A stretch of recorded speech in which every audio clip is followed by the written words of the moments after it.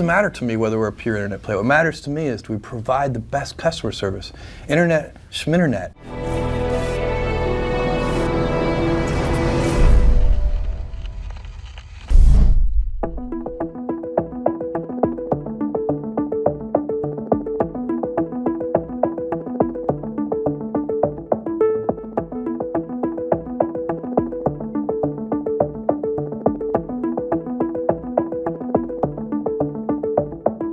Given the decades of wisdom that has built up in the business world, investors, it sounds like you're saying, are making a big speculative bet if they're investing in your company's stock.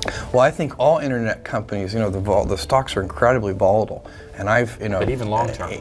Long term, I believe that it's very easy to predict that there are going to be lots of successful companies born of the internet. They're going to have very large market caps and so on.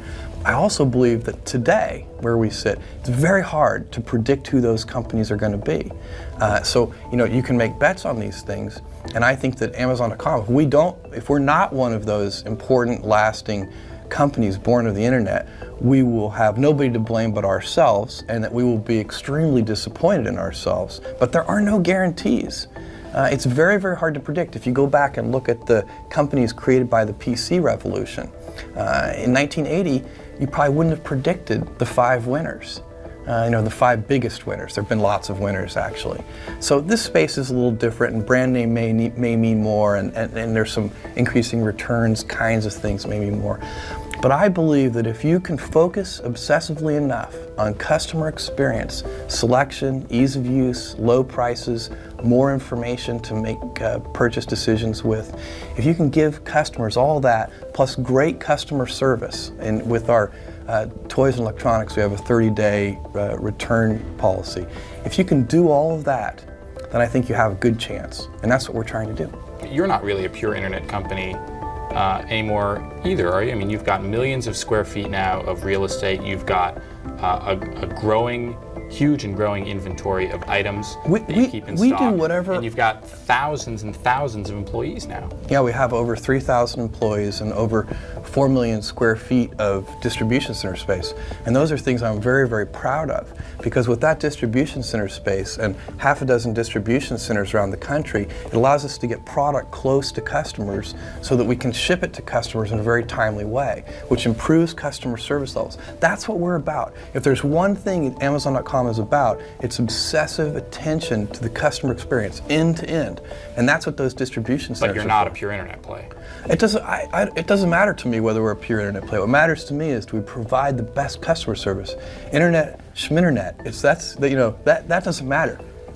Well, but it does matter to your investors to know whether they're investing in a company that No, they should be investing in a company that obsesses over customer experience. In the long term, there is never any misalignment between customer interests and shareholder interests. Well, that's the same argument that somebody at Walmart would make as well, wouldn't they? I don't see why not. I think they should make that argument. So it's a correct argument.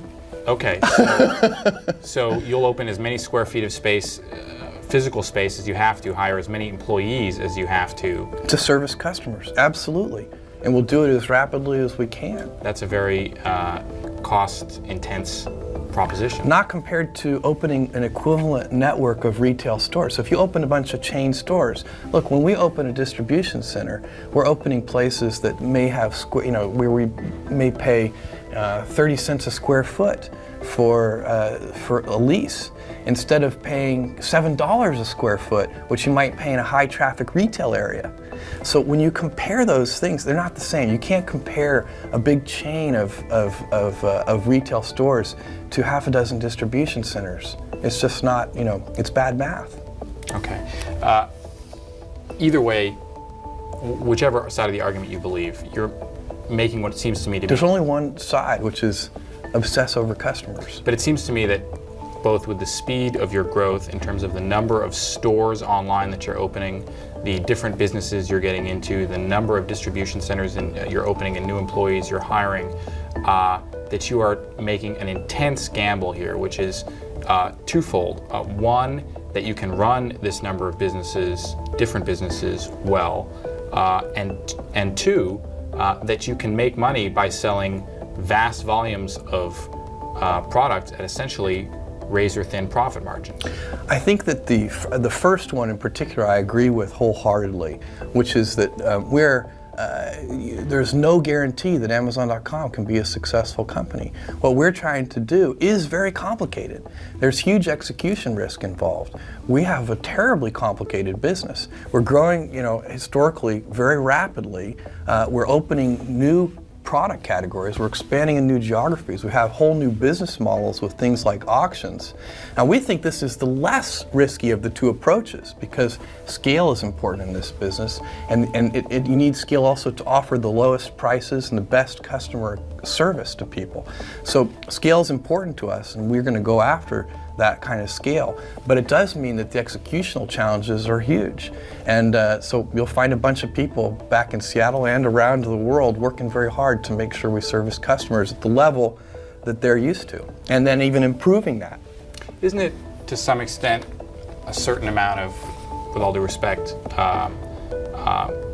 corporate arrogance to assume that you can come into these businesses, which you have no experience in, and virtually overnight enter a huge variety of different businesses and become the best in those businesses and the market leader in those businesses and execute those well, when there are other companies that have been running these types of businesses for decades, if not more? I don't think so. So when we first started selling books 4 years ago, everybody said, look, you're just computer guys, you don't know anything about selling books. And that was true, but we really cared about customers, and now we know a lot about books.